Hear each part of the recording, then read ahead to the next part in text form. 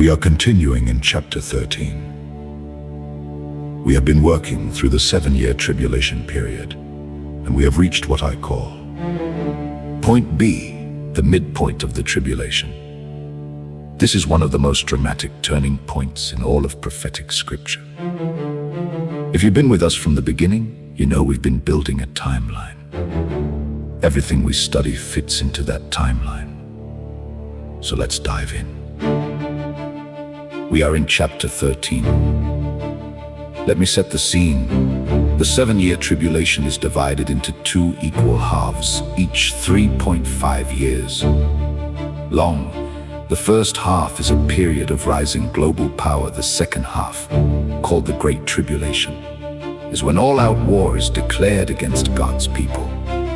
Point B is the pivot between those 2 halves.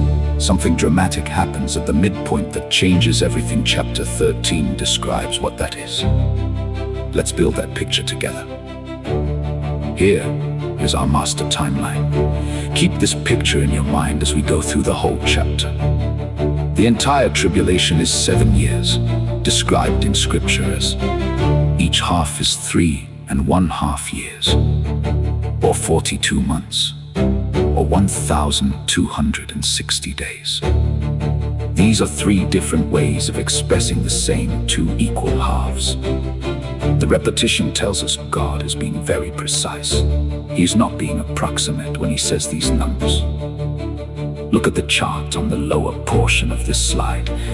You can see where the seals, trumpets, and bowls of judgment fall on this timeline. Notice that at the midpoint, point B, something critical happens. Satan is cast to the earth in chapter 12. That is the trigger for everything that follows in chapter 13. Our key cross-references for this section are Daniel chapter 9, Matthew chapter 24.